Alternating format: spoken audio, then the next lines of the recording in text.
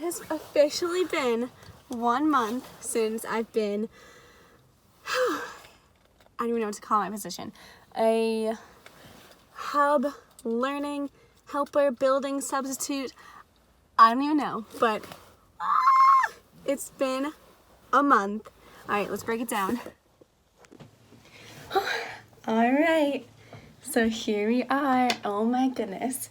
I have been a building substitute for 1 month officially. Yay! And it has been quite a process. It's been quite a dream, honestly. I'm so grateful for this experience, and I will explain exactly why. Okay, so first I've been getting a lot of questions of how I applied to this job, how I found out about it, and just how I got it overall, because I am the youngest person working in the school. I'm only 19. I just turned 19 back in December. And so basically what happened was I was working in my old high school for the teachers' kids. So the teachers who worked at the high school, their children who were remote on some days. I was helping them with their remote learning. I was in the room kind of providing them whatever they needed. And I really loved that. It was really fun. I got to build such great relationships with those kids. They were just so sweet, and I got to do so many fun things with them, like decorate their room, be like a teacher in the room. But they called me Miss Rafaela instead of Miss Pastos, so a little bit of a different thing. It's more like a helper, and it was just so sweet. And the only difference with where I was versus where I am right now is the town that I was in before, which is of course the town that I grew up in. It's a much more small town type of thing. It's right on the beach, so a different demographic.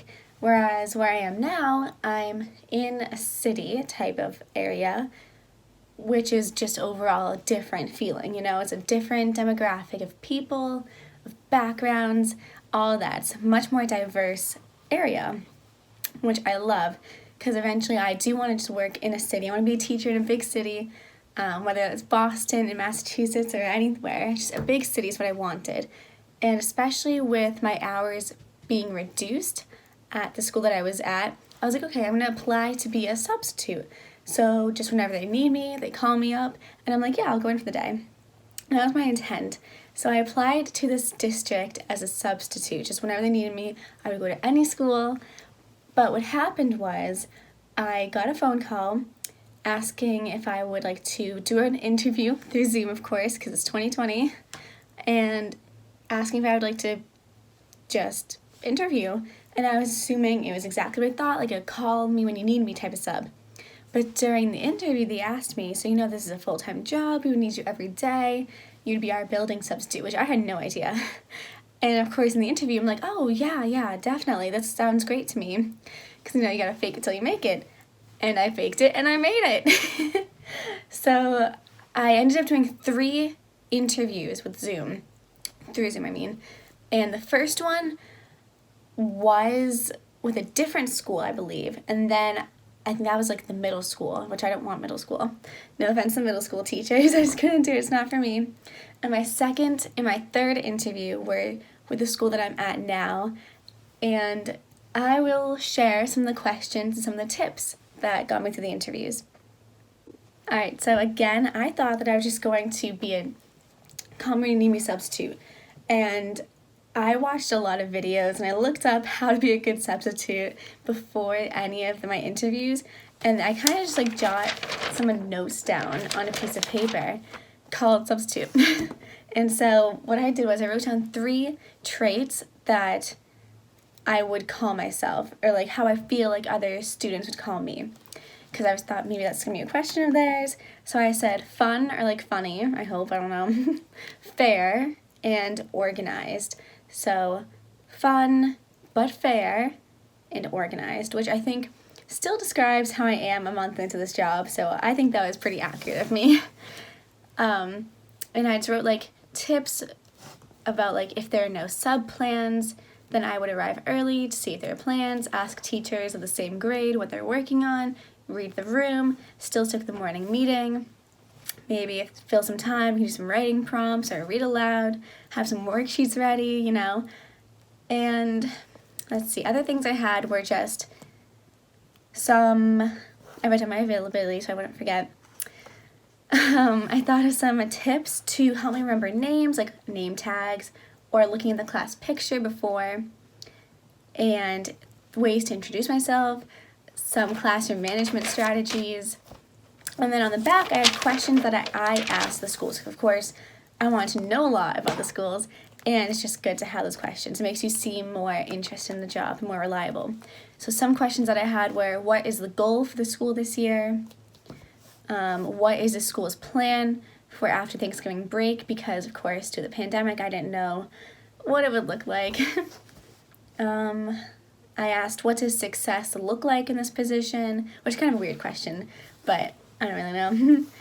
And then I asked, what are their plans for after the holiday break? What would you recommend to someone starting out as a substitute, or like the building substitute? That's what I asked them. And then I wrote down some tips too, because a big question they asked me was, why do you want to come to this district? And I was not really expecting that question. They said, this is a very diverse population, like why do you want to come here? And I basically said, I grew up speaking a different language other than English, and I'm learning Spanish now, and I feel like my main focus, my main goal is to help bring in those languages, help bring in all these diverse things that I can bring to the table. And I said I can't really do that in the small town that I'm with because there aren't as many Spanish speakers. There aren't as many children who would need my help as much as the kids in this district. And that was basically it, And they really enjoyed that answer. They also asked me, have I ever worked with a diverse population before?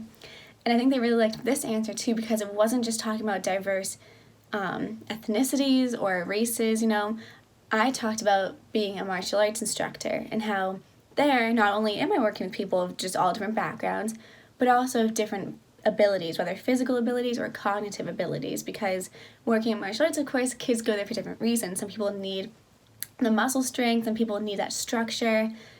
People come here on the autism spectrum, all types of things, and that's amazing experience. If I could recommend anything to anyone, it would be teach something that's not just school stuff, like whether it's dance or martial arts or a sport, because that's so much of this too. So they really liked that answer too because I brought in the fact that diversity does not just mean people of different races. It means diverse anything, whether it's abilities or socioeconomic background, just so many different things. So they really like that answer. And how I would recap my first month here is extreme. I have had such a fun month getting to know all these kids. So how it works where I am is I'm still helping them with their remote learning. That's where I am right now. I'm kind of like a long-term, third grade only type of online learning helper. But I can just tell that what I'm doing there is much more meaningful than it would be where I was before, just because these kids really need that structure. And I feel like, whether it's helping with language, I can help with that, or just these things that the kids where I was before didn't really need and what I couldn't really help them with. So anyway, I've got to build some great relationships with these children. They are the sweetest. They are quite challenging, but I love a good challenge. I think that they are so amazing. I cannot wait to just see their progression towards the end of third grade when they'll be fourth graders. That's crazy. Yeah, I don't even know. I've really been working on a lot of classroom management. A good thing that I will say, if I was a long-term substitute, I would have to focus on the classroom like materials, grading things, making sure they're up to standards. But I think the beauty of the position that I'm in now is that I don't have to worry about are they meeting these expectations. Of course, I want to make sure that they're up to the standards of the state. But I'm mostly focusing on social emotional learning. Are they feeling loved all the time? Are they feeling like all their needs are met? Are they just always in that best ability? Are they behaving as they should be? I'm more of like a classroom management type of position right now, which I love because, of course, student teaching, I'll get to teaching later on. But I think right now, being able to understand when a kid needs something, at what time, what's appropriate, how I can bond us as a community, fun things that I can do. I'm like the fun sub, I guess, except they see me like 3 times a week. So I've really been loving it because, the teaching can come later.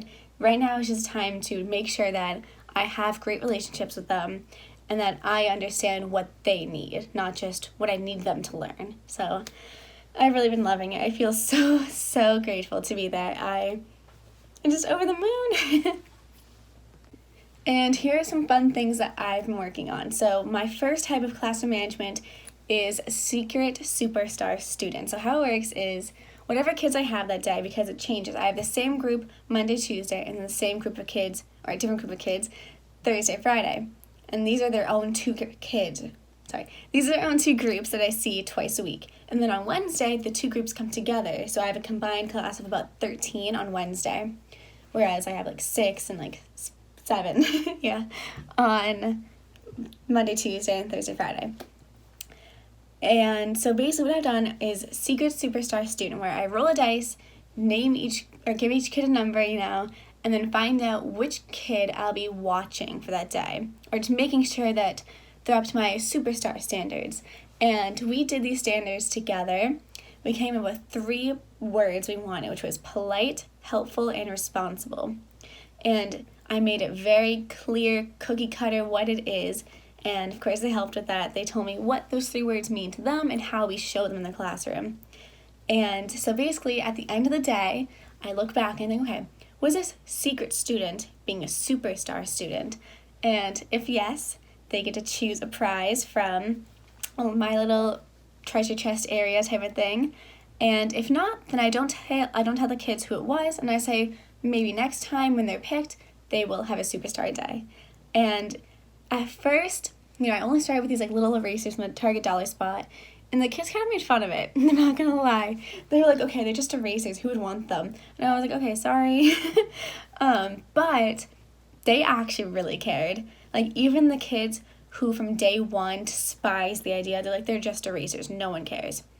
But when they were one of the last to become the Secret Superstar Student, they really, really wanted it. You could tell when the other kids were picked or were told that they were the Superstar Student and these students weren't, they really showed some sad emotions, which isn't something to laugh about, but it's something that shows me that they really do care. And when it was their turn, they were so ecstatic. They told all the teachers in the hallway as they went home, I was a Secret Superstar Student, and it was so cute. It was amazing. So it makes me feel good that they care about this, because this is something really important to me.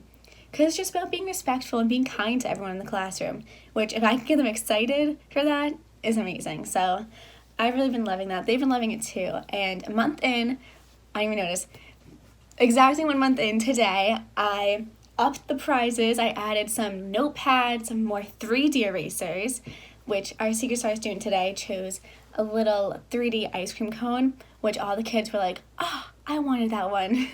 So I was like, okay, good. They liked the 3D erasers.